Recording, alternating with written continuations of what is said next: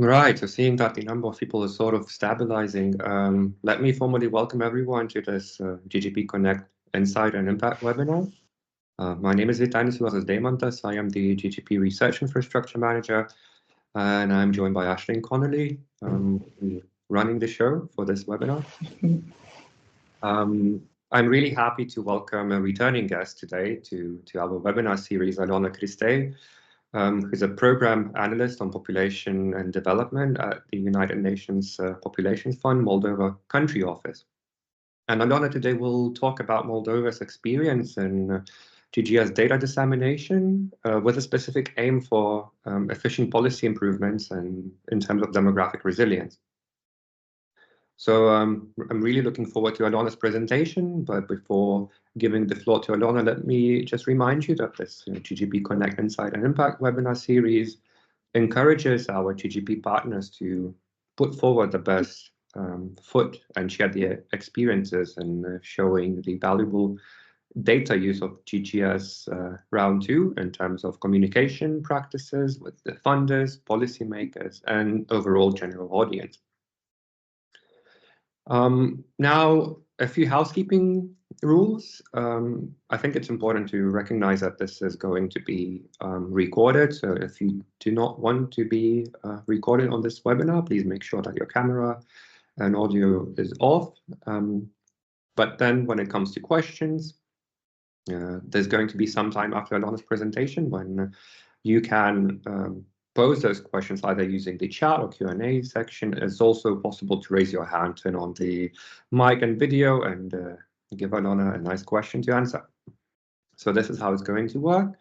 And everyone's welcome to stay after the presentation and Q&A is over for an informal chat, if you wish to do so. Now, without further ado, let me give the floor to Aliona Cristei, and looking forward to what you have to tell us.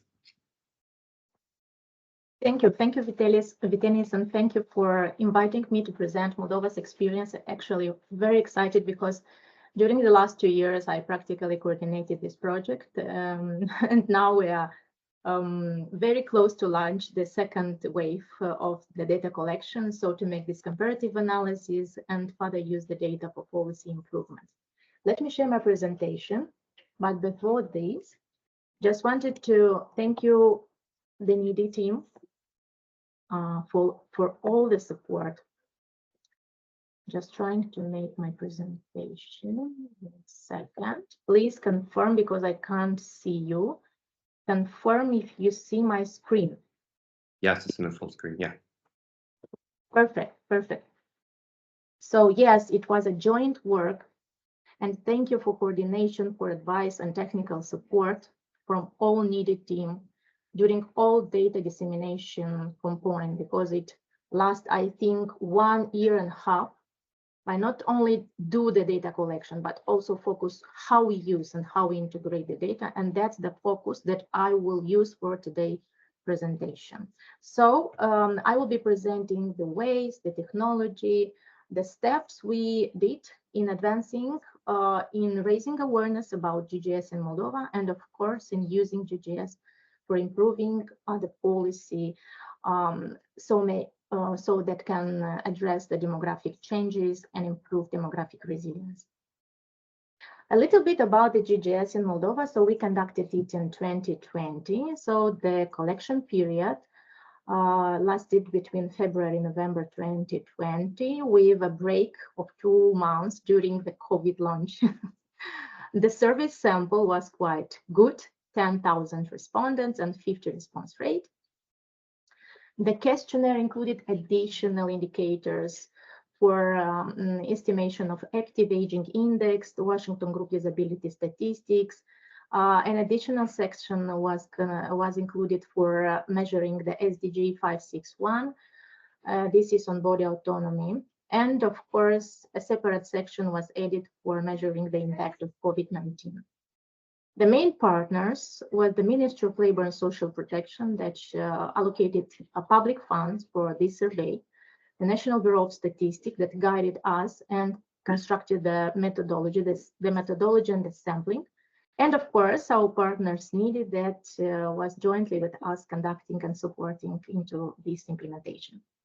The data processing was complex. We contracted an international consultant and a large national team of experts from different areas, SRH, gender, economics, sociology, demography, so we can make sure that all the elements are presented in a right way.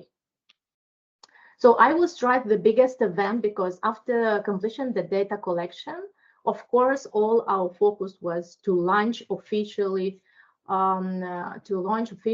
this report, this final report, the GGS data, and we conducted a large high-level event in the Republic of Moldova. You can see in the photo that all of them are wearing masks actually because it was during the pandemic period.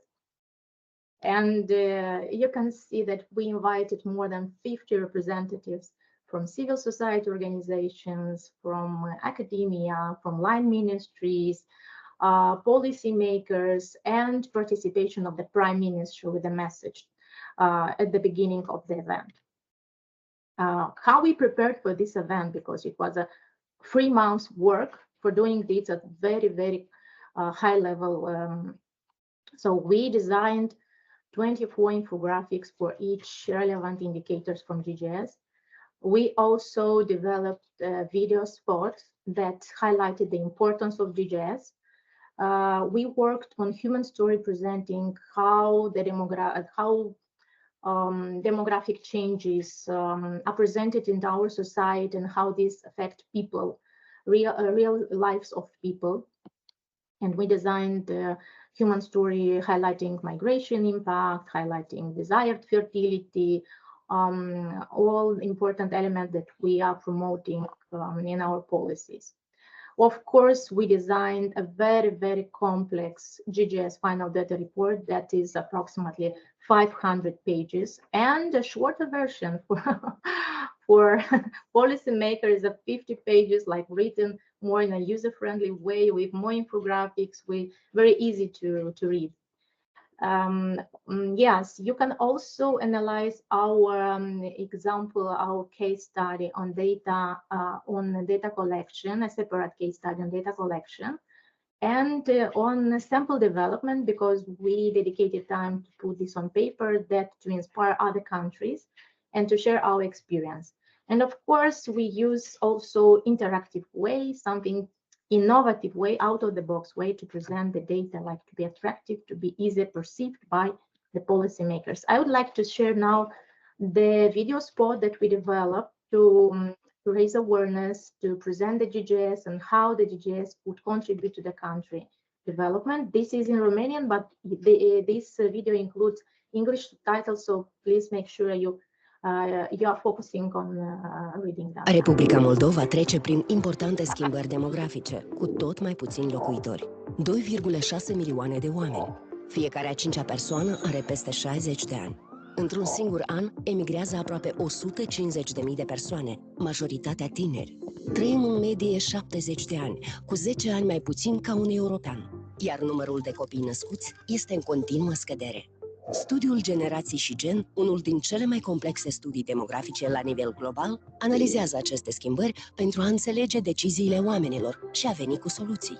Sondajul studiază, printre alte aspecte, decizia de a forma sau nu o familie, de a avea sau nu copii, precum și factorii care determină aceste decizii. Studiul cercetează cum sunt împărțite rolurile casnice între femei și bărbați, care sunt atitudinile referitoare la stereotipurile de gen și cum influențează acestea aspirațiile profesionale și cele de familie. În Republica Moldova, peste 10.000 de persoane cu vârsta între 15 și 79 de ani participă la acest studiu odată la 3 ani, timp de 9 ani, oferind o imagine de ansamblu a schimbărilor petrecute în viața lor până la pandemie și în timpul acesteia. Aceste date oferă cea mai complexă analiză a schimbărilor care au loc pe parcursul vieții și care, drept rezultat, influențează situația demografică din țară.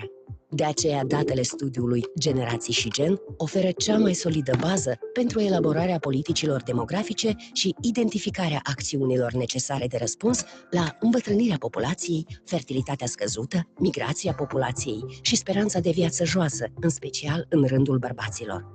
Studiul Generații și Gen este fundamentul pe care se construiește reziliența demografică a țării noastre. Datele studiului sunt utilizate de asemenea în monitorizarea obiectivelor de dezvoltare durabilă pentru a nu lăsa pe nimeni în urmă.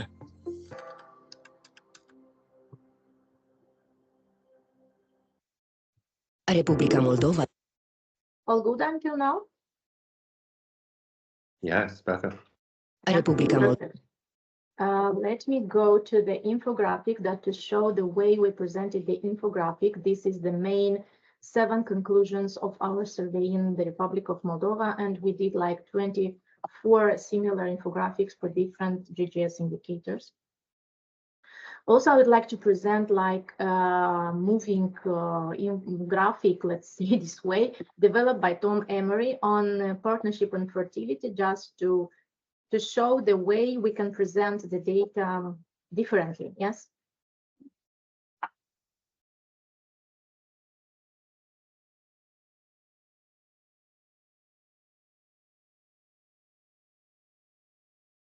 And of course, this represents the structure, family and partnership structures in the Republic of Moldova. You can see that the majority have 1, 2 maximum children, but the GGS survey showed that people actually want more than 2 kids. And we started from this conclusion, use this data and go deeper to understand the causes, the barriers. Yes, that's all I think. You can see 1, maximum 2, and less of them with 3 children. Good. So starting with this, we thought to have a dissemination action plan, and jointly with NIDI and the main local partners, we designed a dissemination plan for the next year, focusing on 4 main pillars. So we have dissemination plan, and we are ready to share with other countries if they are interested in this. So these are focused on engagement of local academia, independent researchers and experts, local civil society organization, and of course, international researchers and academic research institutions. For each stakeholder, we designed activities that increase their engagement, their awareness, and of course, that is linked with the country priorities. This is just 2 photos presenting the partnership that we established under the GGS with Moldova State University and Public School of Health Management in 2021. And based on this partnership, we engaged in 2 international conferences. We have several modules focusing on GGS.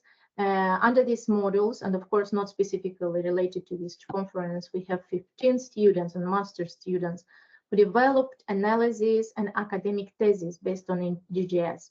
After that, we shared branding materials, publications, reports with the teachers, and worked with them closely to integrate GGS element into the university curricula, specifically to the modules and the courses related to demography and sociology. After that, we launched a fellowship program. Maybe somebody from you know about this program. This is program launched for national and also for international researchers who want to develop targeted analysis to support the government in addressing demographic issues.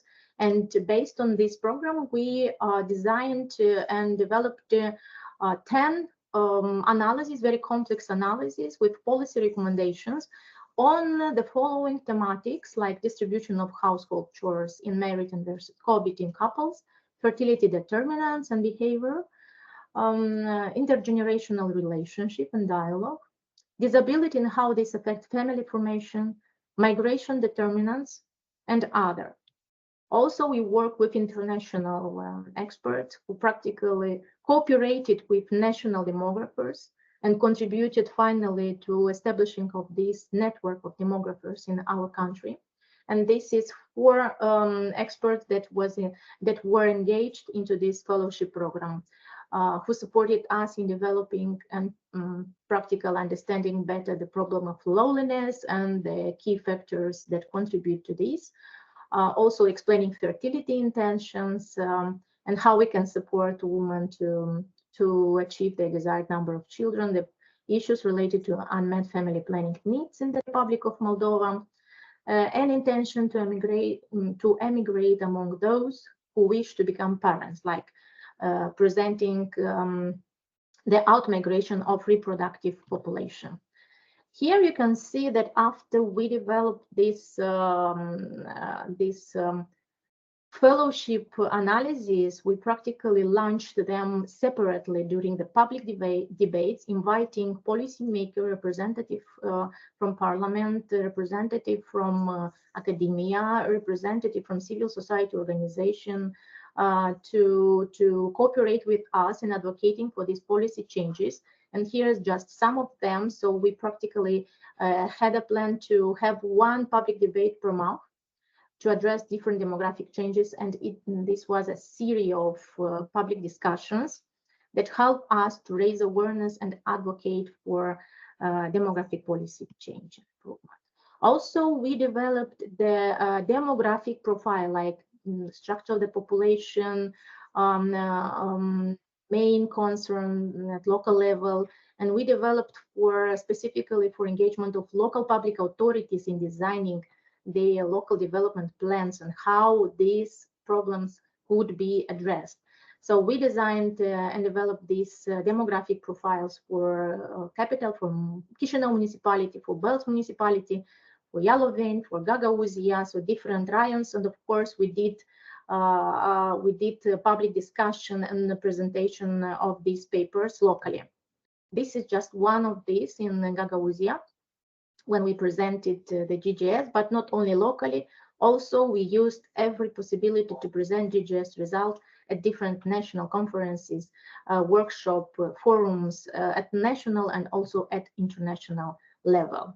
A separate focus was on training the local public authorities, local and central actually, the public authorities, because in 2022 we conducted one training for representatives from line ministries that are working with data, specifically in the Department of Data Analysis and Monitoring. So presenting what GGS can offer, how they can access GGS, how they can use GGS data for policy, for different elements that can support evidence-based policy. Also associated with data dissemination, we conducted a large communication campaign on social media, TV show, all related to this. Landing pages, 2 landing pages. So we have 2. One on GGP, separate landing page regarding the GGS, presenting the context, the background, what is the survey about, and also we put all our materials and analysis we conducted. And separately, we developed a landing page on the ministry webpage, like Ministry of Labor Social Protection webpage, that is using the same branding. And you can see, so we put them all publications, all the analysis, and make sure they are transparent, accessible for the use. So as a result, we established a network of demographers at local level, and ensure so they have capacity, of course, first of all, to analyze, to use this data, to process this data, because GGS is quite complex survey and requires specific knowledge on data processing. So I forget to mention that we also conducted coaching session that was organized by NIDI to capacitate local demographers on using data, processing data, interpreting data, and analyzing them.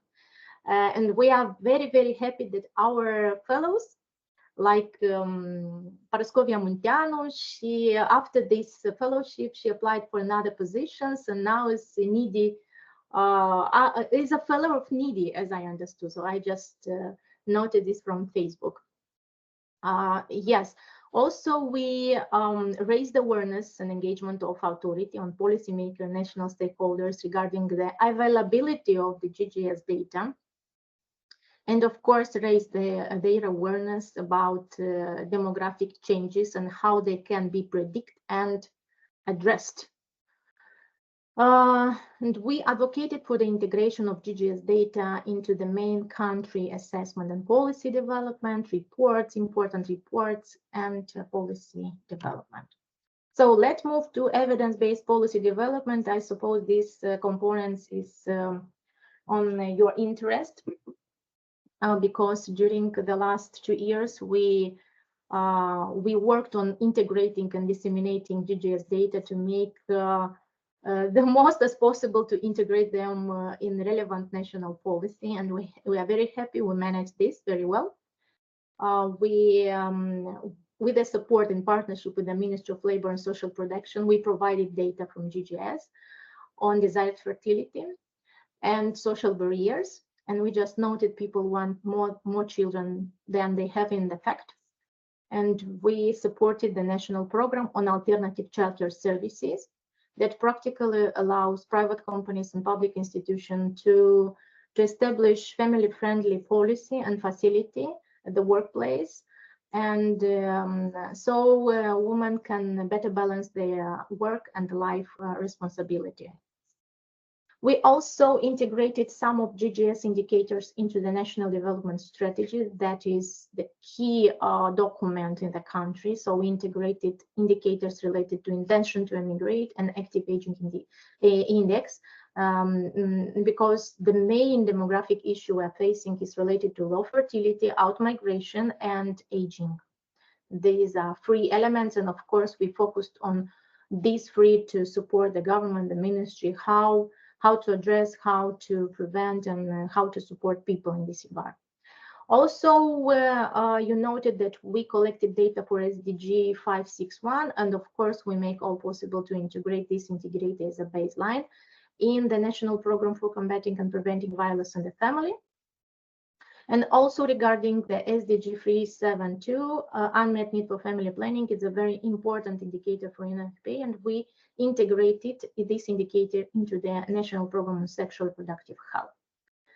Not last, I would like to mention the National Program on Active and Healthy Aging that was developed practically only on GGS data and the data we collected through GGS.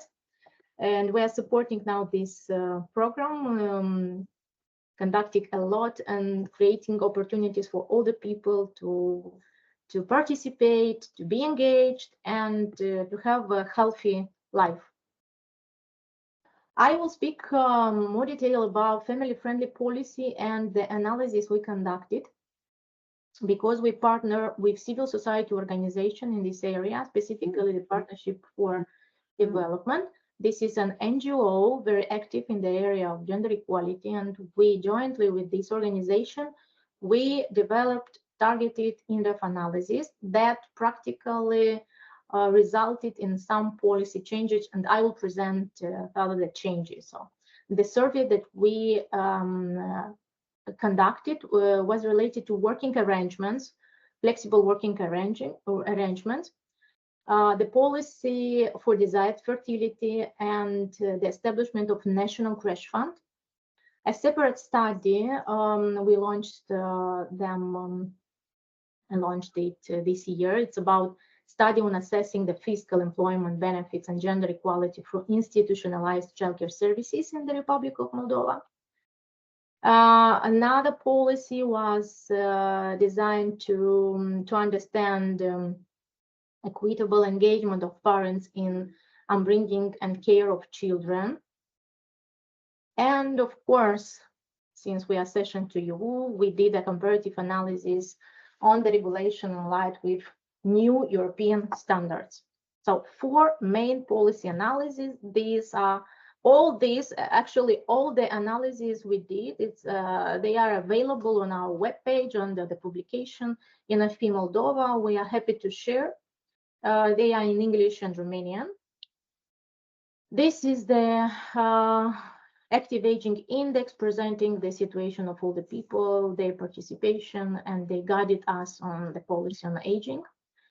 And of course, this slide is reflecting practically 2 years of work, 2 years of work on different elements, but more focused on family-friendly changes and supporting family with children.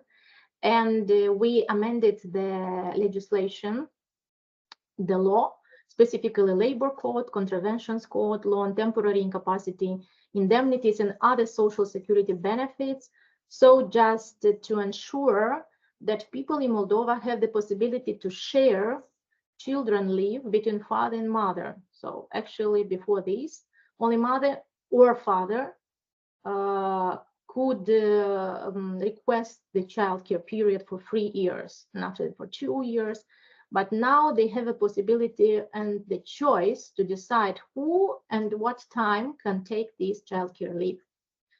Also, we supporting the ministry to extending the period for paternity leave and the period for requesting the paternity leave. We included new options for high-income, shorter-term childcare allowance, and we established regulation under the law for flexible working arrangement in the labor court. Specific focus was dedicated to alternative childcare services in private and public sector, and here I have to mention that we cooperated with private sector a lot to piloting this, like creating family-friendly facility at workplace and encouraging women to benefit from this, like to better balance work-life balance, so they can achieve the desired number of children. And this activity and project, because it's another project that linked very linked with GGS project, inspired and resulted in many success results and policy changes that practically now is supporting women to better balance their life and have the number of children they want, actually. Yeah. Another law is related to amendment to Normative Act, Labor Code, law on temporary incapacity allowances and other social insurance benefits.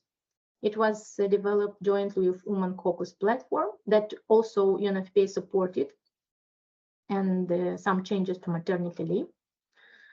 And the last is related to public creches, because we don't have public creches and we didn't have and we worked on establishing this. It's very costly for us, but we managed to at least adjust the legislation.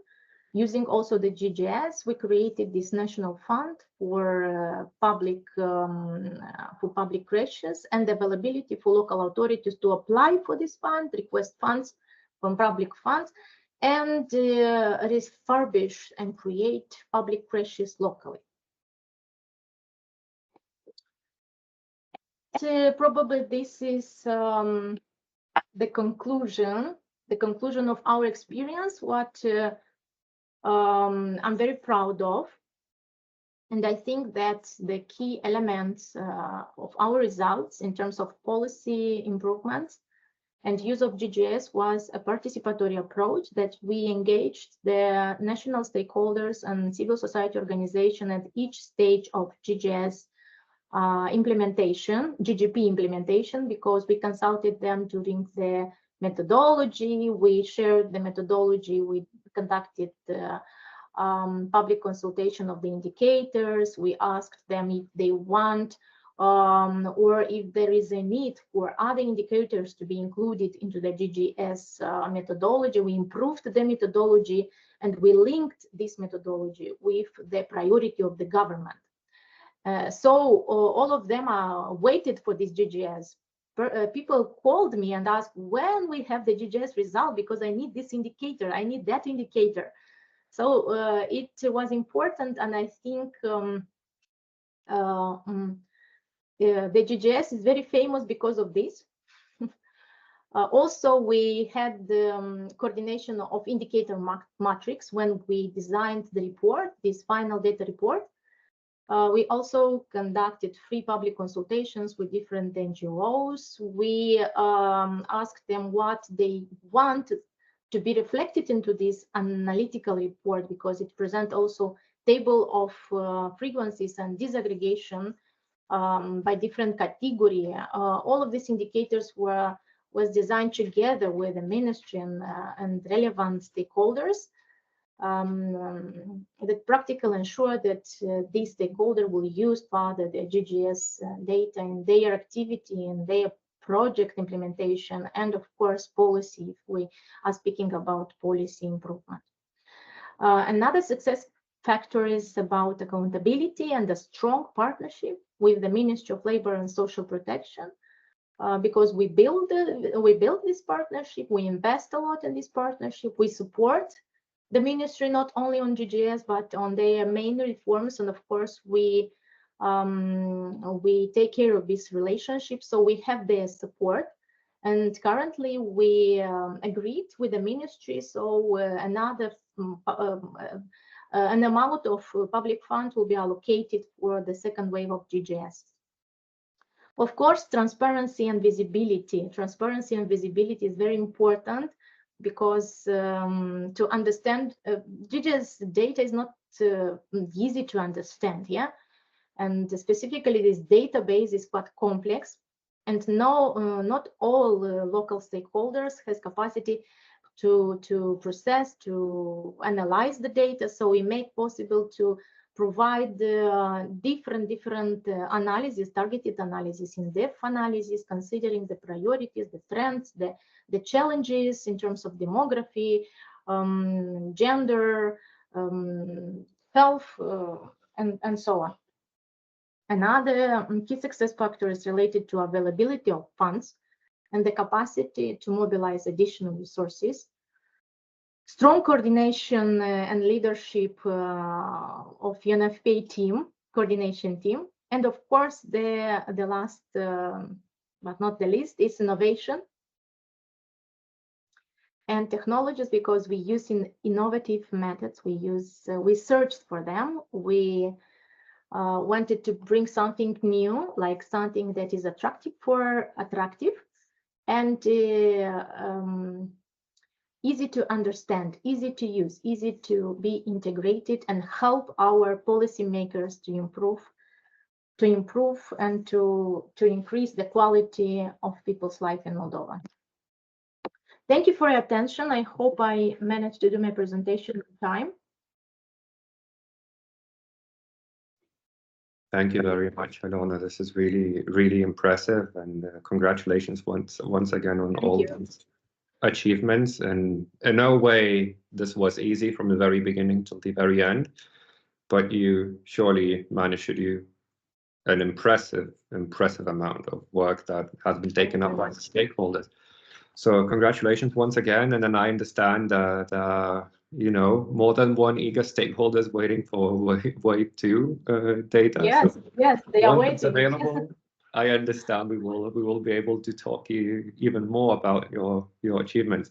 But allow me to open the floor to the questions. I understand the colleagues will have more than one after this presentation.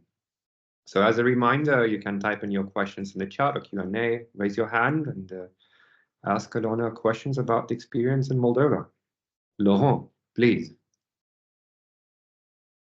Hello, thank you very much for this very nice presentation. I'm very impressed by your effort to have the data used and analyzed not only among the scholar community, but also used by local and national authorities.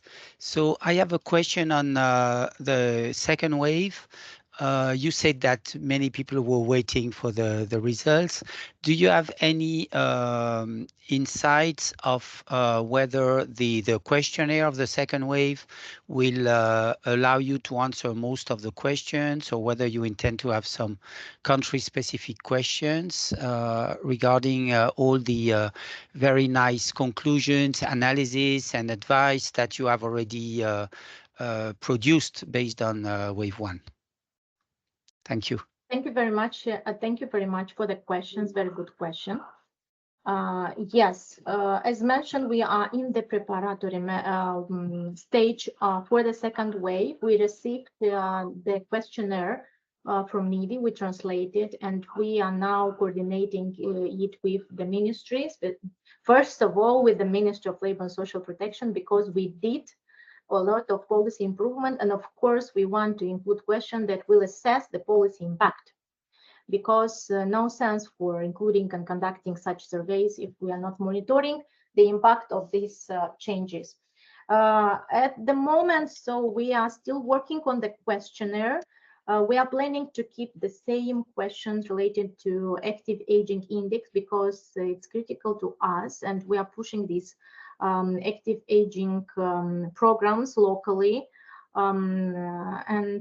This is really important in the context of aging society, aging Moldova, because the population projections practically showed that in the upcoming 20 years, practically half of the population will be aged 50 plus. That's why, so we will keep these indicators. Also, we would like to keep the indicators related to SDG 561, as we noted that NIDI practically integrated as a core questions. It was an agreed understanding between the institution to keep these questions, not only specifically to Moldova, but other country also. And we will include another, not very many questions, but questions that will assess the impact of the policy in the area of desired fertility. Family-friendly policy is practically mandatory, and we will share this question when we have them finalized. Yes. Thank you. Thank you. Any more questions to Aliona?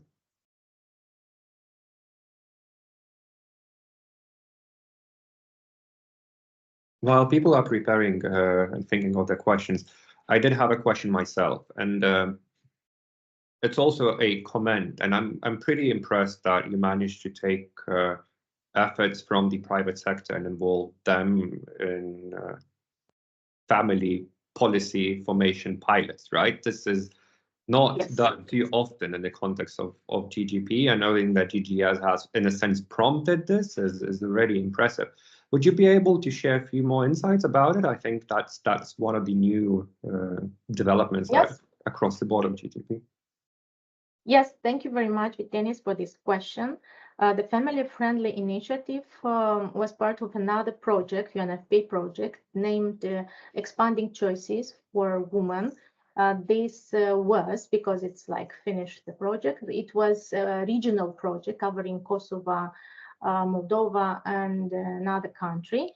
And the focus of the project was to support the government in addressing low fertility and promote engagement of private sector to pilot for the first time, like very innovative way, family-friendly policy at workplace in order to support women to remain at work, to continue working while they have small children, 0-3 children.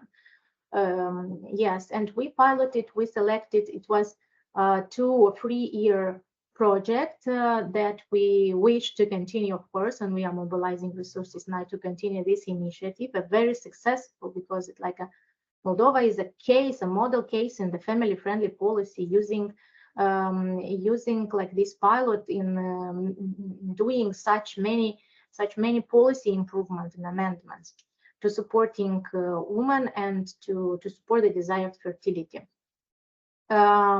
So we cooperated with 5 champion private companies, we selected large companies that have funds that are willing to do this. And we supported them with small project to create different special spaces where children can stay there, and jointly with mothers, they can continue working on, and this could help them to balance their life and work responsibilities.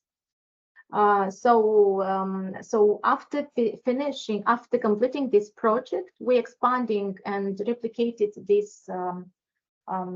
this experience in other private companies because we cooperated also with business association, and we conducted a large communication campaign raising awareness and encouraging other private companies to use and to apply such models. And we're very happy that this year, practically in the 2 weeks, we will have a business annual event that will award another 4 private companies that applied family-friendly policies at workplace. This way, we can change the environment and create opportunities for women in this area. Yes, thank you. I'm happy to share the project documents and all the results of this on this specific activity if this is interesting for others. Thank you very much. Well, this is really impressive once again, and really, really nice that you could share a bit more about it. I see another question on the Q&A, and Lynn asked, well, first of all, she thanked you for the insightful presentation and congratulated you on the great work. And Lynn says, I have a question about the fellowship program for early career academics. In terms of the organization of this program, what was offered to prospective fellows, and what could they gain from the participation? As in, how did you attract suitable candidates? And in the end, what was asked from the prospective candidates in terms of the deliverables? Yes, thank you very much. Actually, very good questions. So we launched together, Vitenis, if you remember, this fellowship program, which was launched together with NIDI. And we invited national and international researchers to apply for this fellowship. And we gave $3,000 for national and $5,000 for international to design a targeted analysis, specifically focusing on one thematic priority of for the country, for the Republic of Moldova. Of course, this analysis should include some policy recommendation, because initially it was planned that to design not only the analysis itself, but the analysis that can inspire and inform policymakers on some changes, some policy changes. And when we started, so it was a competitive base, it was launched on web page, the competition, we had a meeting with NIDI, we did jointly the selection based on relevant criteria. We selected the candidates, and after the selection, we designed a specific capacity building program, including coaching sessions, monthly meetings with them, guidance in terms of what we want from this analysis, what this analysis should focus on. Of course, we did peer review from NIDI, yes, highlighting the main element of the analysis. And after that, jointly with candidate, we organized public event. This was advocacy public event, discussions to present, to advocate, and to request like changes on some policy elements.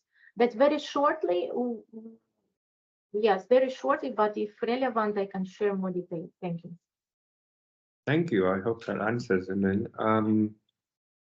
I think that's the time that we officially had for today. Thank you very much for your insightful presentation, Aliona, and thank you everyone for participating and posing questions.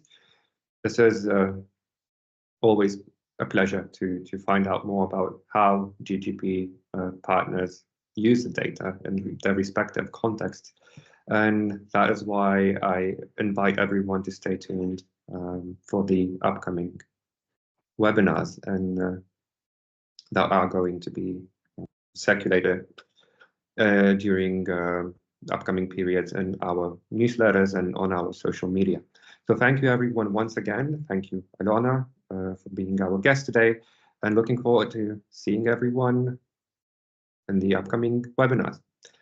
So officially the webinar is over. If anyone wants to stay and ask a question or two